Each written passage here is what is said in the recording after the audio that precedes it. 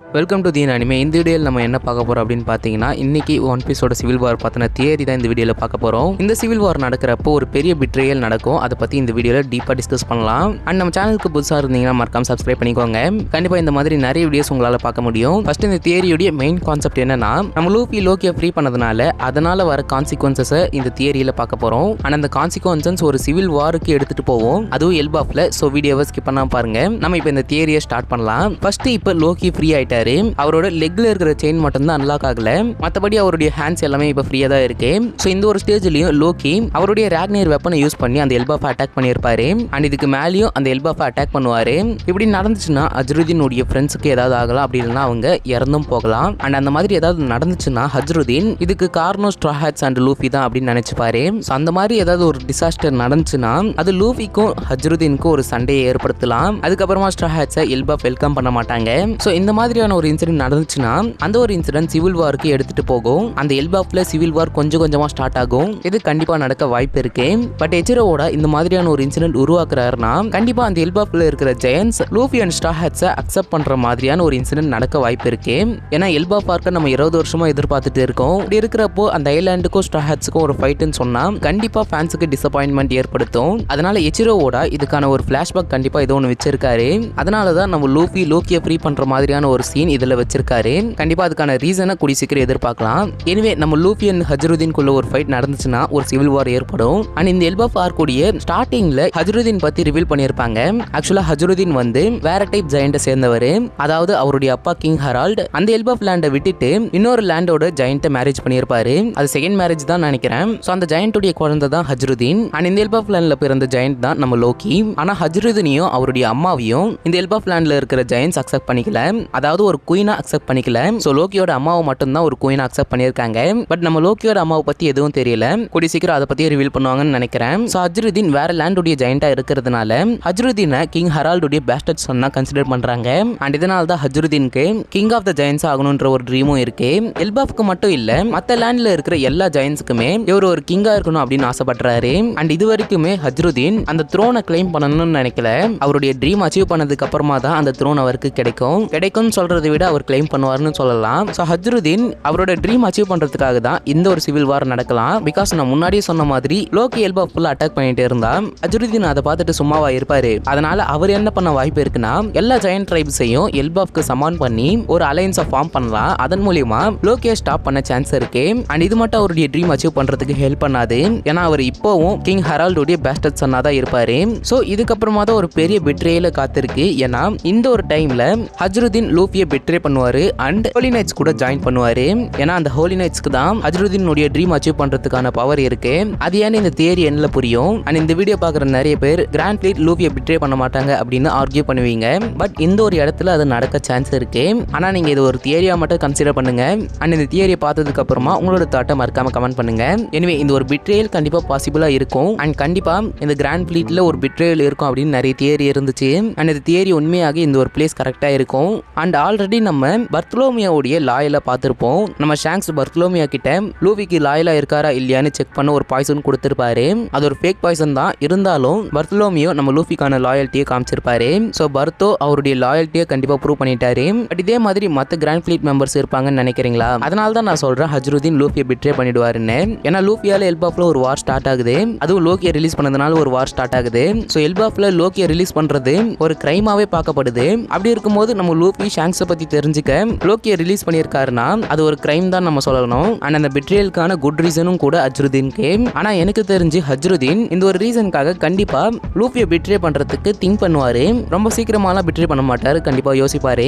So இவர் think பண்ற நேரத்துல தான் இந்த ஹோலி நைட்ஸ் உடைய பிளாட் ஸ்டார்ட் ஆகும். ஏன்னா அவங்க அந்த கிட்ஸை கிட்னாப் பண்ணாங்க இல்லையா, அதை யூஸ் பண்ணி அஜ்ருதீனுக்கு ஒரு பிரஷர் கொடுக்கலாம். அண்ட் நீங்க அஜ்ருதீன் மட்டும் தான் அங்க ஒரு ஜெயண்டா இருக்காரு அப்படின்னு நீங்க கேட்பீங்க. ஏன்னா இந்த ஒரு தியரியில அஜ்ருதீன் லோக்கியை தவிர வேற எந்த ஒரு ஜெயண்ட் பத்தியும் நான் மென்ஷன் பண்ணல.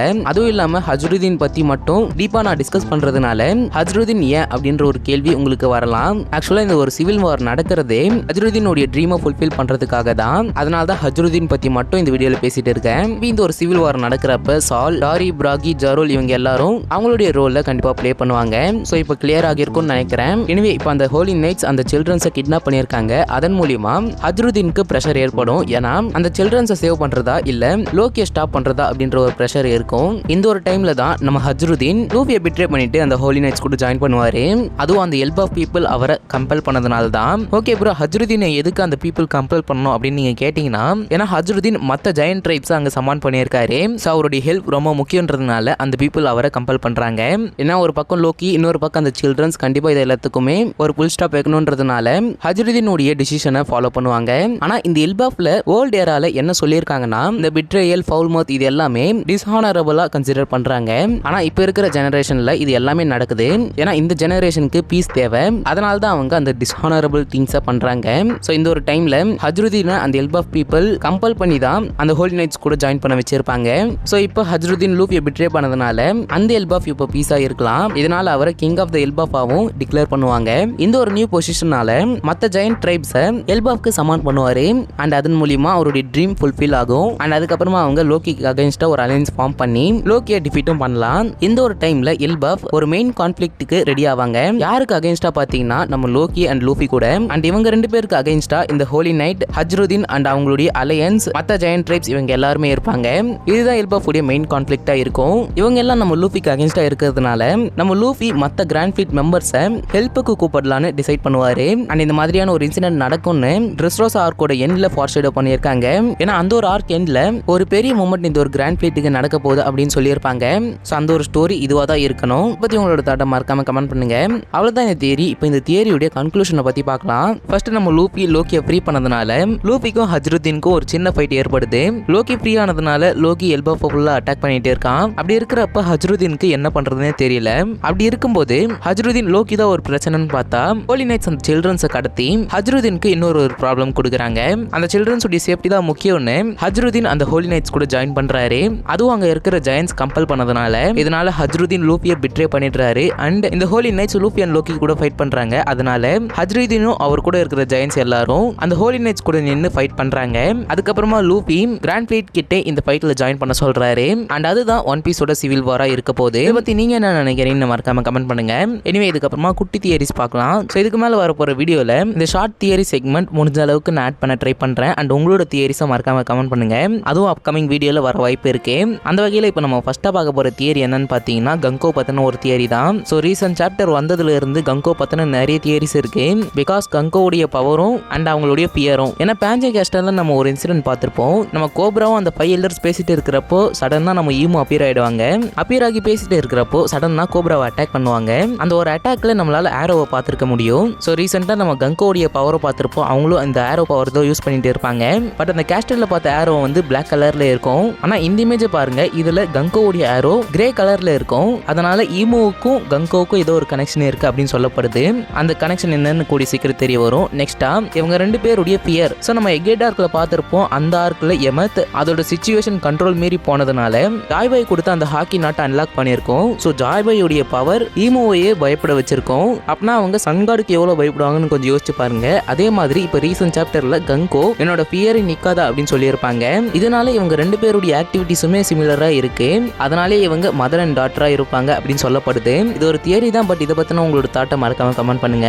நெக்ஸ்ட் நம்ம வீடியோக்கு வந்து ஒரு தியரி தான் பார்க்க போறோம். இவர் ஃபைனல் ட்ரெஷர் பத்தின தியரி அப்லோட் பண்ணியிருக்காரு. ஃபர்ஸ்ட் இவர் என்ன சொல்றாருன்னா ஜாய்பாய் கிரியூ, ஸ்ட்ரா ஹேட் கிரியூ இந்த ரெண்டு கிரியூமே சிமிலர்னு சொல்றாரு. ஏன்னா அந்த ஜாய்பாய் கிரியூல இருந்த ஜாய்பாய் இப்போ நம்ம லூஃபியா ரெப்ரசென்ட் ஆகுறாரு. அதே மாதிரி இந்த கிரியூல இருந்த ரியூமா ஜோரோவா ரெப்ரசென்ட் ஆகுறாரு. அண்ட் ஜாய்பாய் கிரியூல லுனாரின் இருந்ததா இவர் சொல்றாரு. இந்த லுனாரின் கேரக்டர் சாஞ்சியா ரெப்ரசென்ட் ஆகலாம். அண்ட் ஜாய்பாய் கிரியூல இருந்த ஓர்ஸ் இப்போ ஊசப் ஒரு பிரேவ் வாரியரா இருக்கலாம். அண்ட் ஜாய்பாய் கூட இருந்த லில்லி இப்போ விவி அப்படி இல்லைன்னா நாமியா ரெப்ரசென்ட் ஆகலாம். அண்ட் டோக்கி கேரக்டர், அந்த டோக்கி கேரக்டர் ராபின் தான். அண்ட் அந்த ஜாய்பாய் கிரியூல ஒரு மியூசிஷியன் இருந்திருக்காரு. அவர் தான் பிங் சாக்கேவை கம்போஸ் பண்ணியிருக்காரு. அண்ட் அந்த ஒரு மியூசிஷியன் பிரசன்ட்ல ப்ரூக்கா இருக்காரு. நெக்ஸ்ட் அந்த கிரியூல இருந்த எமத் ரோபோட் பிராங்கியா இப்ப இருக்கலாம். அண்ட் அதுக்கப்புறமா ஜுனிஷா இப்ப சாப்பர் கேரக்டரா இருக்கலாம். அண்ட் லாஸ்டா அந்த பொசைடன் கேரக்டர், அந்த ஒரு கேரக்டர் இப்ப ஜின்பை கேரக்டரா ரெப்ரசென்ட் ஆகலாம். சோ இது எதுக்கு இவர் இப்ப சொல்லியிருக்காருன்னா ராஜர் அந்த ஒன் பீஸை ரீச் பண்ணதுக்கு அப்புறமா நம்ம ரொம்ப சீக்கிரமா வந்துட்டோம் அப்படின்னு அவர் சொல்லியிருப்பாரு.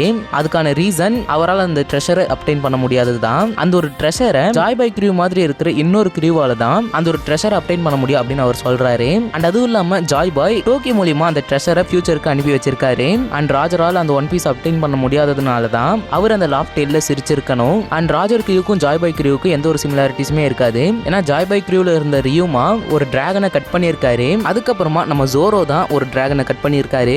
யாருமே அது வரைக்கும் பண்ணது இல்ல. அண்ட் லில்லிக்கு கூமா பவர் இருந்திருக்கலாம் அப்படின்னு அவர் சொல்றாரு. ஏன்னா அந்த பவர் யூஸ் பண்ணி தான் அவங்க அந்த போன கிளிப்ஸை ஒவ்வொரு இடத்துக்கு அனுப்பியிருக்கணும். அண்ட் ஜாய் பாய் கிரியூடைய ஷிப் டாக்டர் ஓபி நோமி ஃப்ரூட்டை ஜுனிஷா மேல யூஸ் பண்ணியிருக்கணும். அதனால தான் ஜுனிஷா எட்டர்னலா இருக்கு அப்படின்னு அவர் சொல்ல வராரு. அண்ட் இந்த எமத் ரோபோட் தான் ப்ளூட்டானை உருவாக்கி இருக்கணும் அப்படின்ற மாதிரி அவர் சொல்றாரு. அந்த ஒரு ப்ளூட்டான் நோவா ஷிப்பாவும் இருக்கலாம் அப்படின்னு சொல்லப்படுது. பட் அந்த ப்ளூட்டான் இப்போ வானோக்கு கீழே இருக்கு. எனவே இவர் என்ன சொல்றாருன்னா இந்த ஒரு ஃபைனல் ட்ரெஷர் இப்போயோட ஷிப்பா இருக்கலாம் அப்படின்னு சொல்றாரு. அண்ட் அந்த ஒரு ஷிப்பை இந்த ஜாய் பாய் கிரியூ மாதிரியே இருக்கிற இன்னொரு கிரியூவால தான் ஆப்ரேட் பண்ண முடியும் அப்படின்னு சொல்றாரு. அண்ட் அவங்களால அந்த 3 ஏன்ஷியன்ட் வெப்பன்ஸையும் ஹோல்ட் பண்ண முடியும். அதன் மூலியமா அந்த ரெட் லைன் ஃபைனல்ல டெஸ்ட்ராய் ஆகும் அப்படின்னு அவர் சொல்றாரு. அண்ட் ராஜர் சிரிச்சார் இல்லையா, அது மேபி அவங்களுக்கு அந்த பவர் அண்ட் டைம் இல்லாததுனால அவர் சிரிச்சிருக்கலாம் அப்படின்ற மாதிரி அவர் சொல்றாரு. இதுக்கப்புறம் இவரோட தியரியை நான் ஃபுல்லா டெவலப் பண்ணி ஒரு ஃபுல் வீடியோவை நான் மேக் பண்றேன். ஏன்னா அவர் நிறைய இன்ஃபர்மேஷன் கொடுத்திருக்காரு. அண்ட் இந்த தியரி பத்தி பேசும்போது எனக்கும் நிறைய ஐடியாஸ் கிரியேட் ஆகுது. அதை பத்தி நான் இன்னொரு வீடியோல டீப்பா டிஸ்கஸ் பண்றேன். அண்ட் நாளைக்கு போ ஹேங்காக் பத்தி பார்க்கலாம். அவங்களோட பவர் பத்தி தான் பார்க்க போறோம். அதை பார்க்கணும்னா நீங்க இன்னும் நம்ம சேனலை சப்ஸ்கிரைப் பண்ணலாம். மறக்காம சப்ஸ்கிரைப் பண்ணிக்கோங்க. முடிஞ்ச அளவுக்கு நாளைக்கு அந்த வீடியோ அப்லோட் பண்ண ட்ரை பண்றேன். So until then stay tuned.